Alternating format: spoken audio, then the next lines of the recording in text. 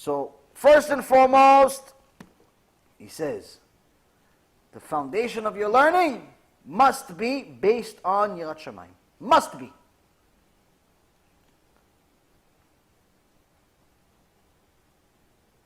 Once your foundation is Yirat Shamayim, then the chokhmah that you're getting, the knowledge that you're gaining from the Torah, will come to life. You'll retain your knowledge because you're living it. You're living the Torah. You're learning to do. You learn halachot Shabbat so you can keep Shabbat. You learn the different laws of Kedusha so you can fulfill all the things that are relating to it, whether it be marital relations, going to the mikveh, all types of things. You're learning it to do. But if you're not learning it to do, or if you're just learning it just to maybe you're going to do, maybe not. If it fits, I'll do it. If it doesn't fit, I won't do it. That means that there's a serious ingredient missing. What's the ingredient? It's called Yirat Shamayim. If there's no Yirat Shamayim in your Torah, he says, En chokhmato mitkayemet. In Gemara Masechet Shabbat, page 13b, it says a sipur, it says a story from Eliyahu Navi. Eliyahu Navi. The prophets say that Hashem is going to send Eliyahu Navi 3 days before Mashiach. Why? He's going to tell us, guys, Mashiach's coming. So there's not going to be any guess. It's not going to be he died, he came back, he went on vacation for 2,000 years. None of that garbage. Mashiach is coming in 3 days. First time, last time. Whoever's on the train already, you're okay. You're not on the train, I'm sorry. Just know that you have 3 days to live. 3-day notice for the Benoni, the guy that's 50-50. Keeping halachot, but not exactly the best. So the Yaron Navi in Masechet Shabbat says, there was once a Talmid Chacham. Talmid Chacham, what's Talmid Chacham? Talmid Chacham, somebody knows Torah. But they don't mention him by name. Why? He wasn't at a level of reviving the dead, and he also wasn't up to standard, and we'll learn why from this story. There's once a Talmid Chacham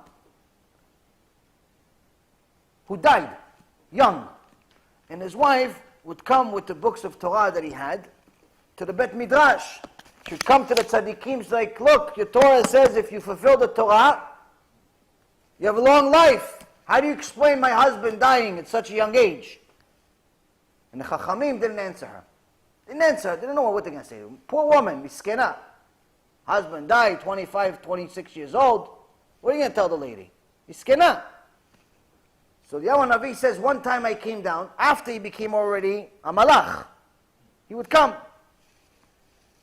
They had the schut in those days to see Yaron Navi, but he came as, not as Yaron Navi, he came as like a chacham, but no one knew he's Yaron Navi. And he says, and I went to this woman, I said to her, why are you so upset? She goes, you said in the Torah, you learn Torah, you fulfill the Torah, you have long life. How do you explain my husband?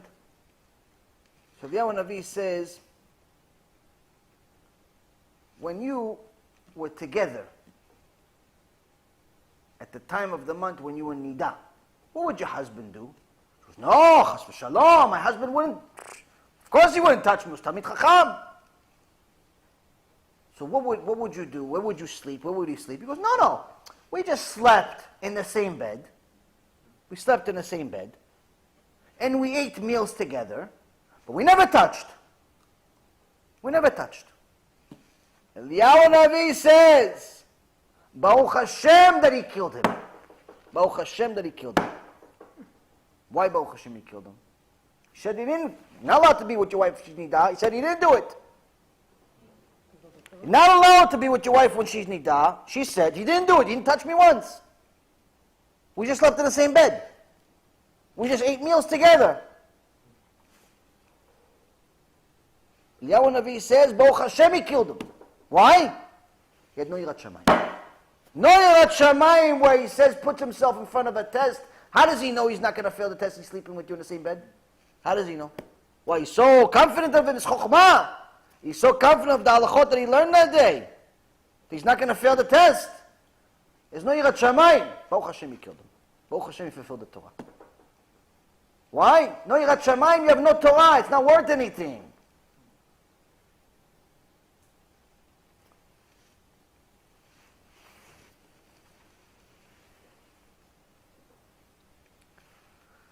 Now, in today's world, when you teach about Yirat Shamayim, people don't like to hear it. I had an email, about a bunch of emails, but one I got recently from a new fan, Baruch Hashem.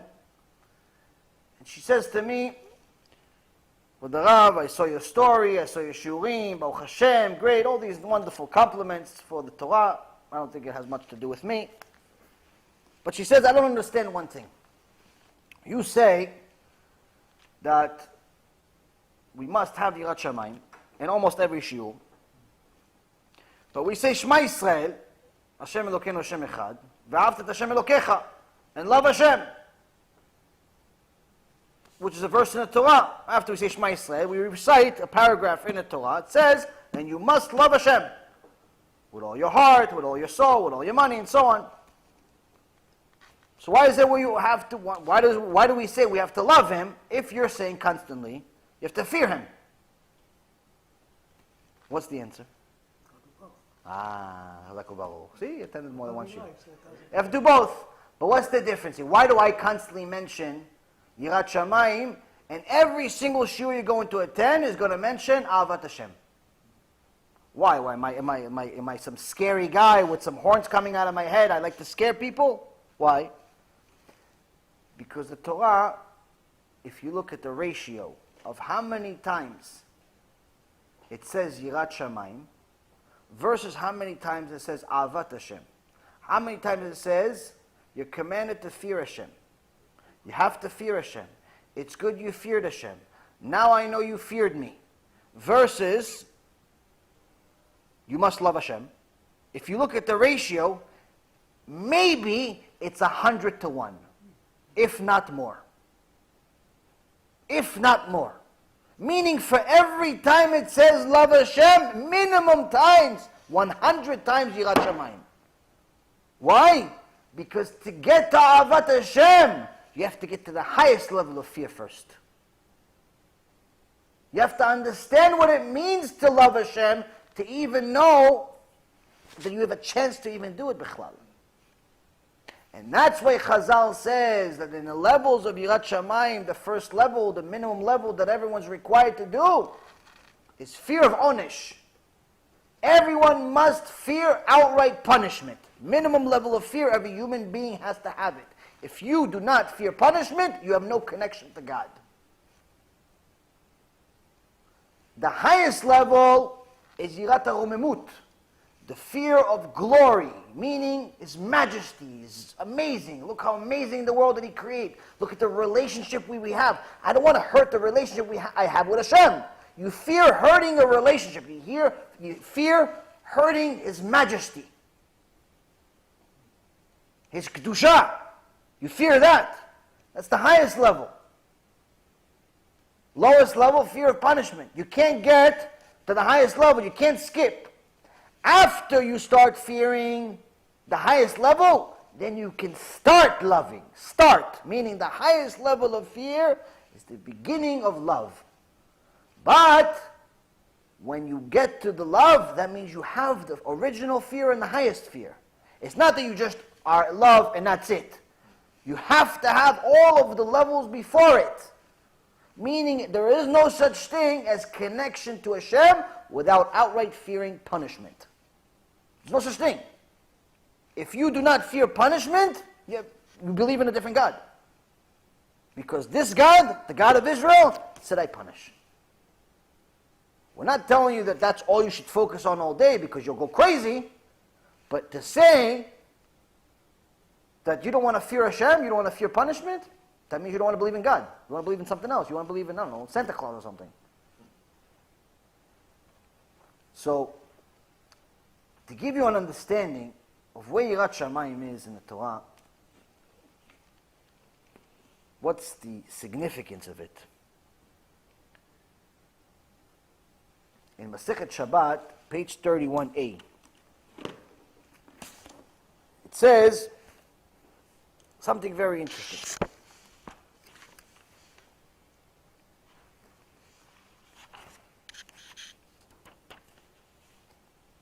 says, what if somebody knows the entire Torah, all of the Mishnah, all oral Torah, he knows the entire Mishnah.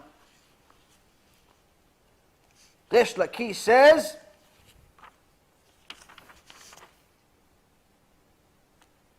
so he knows all of these, he mentions all 6 parts of the Mishnah, and even if he knows all of them, Yirat Hashem iyotzaro. They use the verse in the Torah, in the book of Isaiah, chapter 33:6, that the fear of Hashem, that's the storehouse. Meaning, even if you know the entire Torah, everything by heart, the Mishnah, the Gemara, the Shulchan Aruch, the Zohar, everything we know and everything we don't know, you don't have Yirat Shamayim, it's not worth anything. It's worth 0.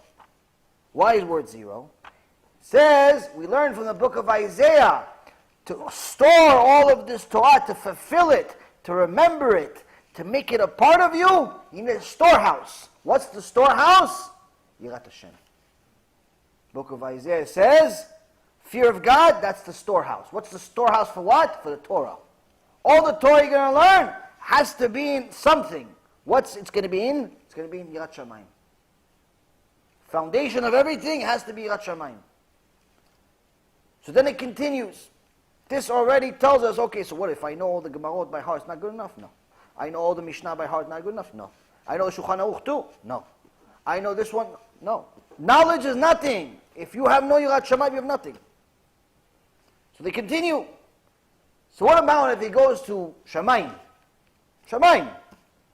They're going to ask him the questions. Did you make time for Torah? Were you honest? Were you this? There's a few major questions they're going to ask you in Shamayim. Betin Shilmala. After 120, you go to Shamayim. They're going to ask him certain questions. Did you expect the Mashiach? It's one of the 13 principles of faith. You have to mamash expect the Mashiach to come any day. Did you delve into wisdom? You learn Torah?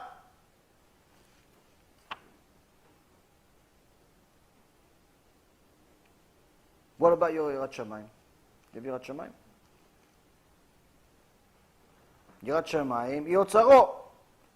It says here, if he answered all the questions right, expected Mashiach, and he learned this, and he did this, and he did honest business, all these things, everything's right. No Yirat Shamayim. It says, negative decision on him. He goes to GEHINNOM. Why he goes to GEHINNOM? Why? It says, what's the mashal? We'll give you an analogy. The analogy is, let's say your boss tells you, go put all the wheat in the storehouse. Put all the wheat for all the whole season that we collected, put it all in the storehouse. What do? You listen to instructions. You go, you put the wheat in the storehouse. You come back, say, boss, I did it. And the boss says, okay, did you put the protection so the worms don't eat the wheat? Says, no, I didn't put the protection. You didn't tell me to put the protection. I didn't do it. So what does the boss say?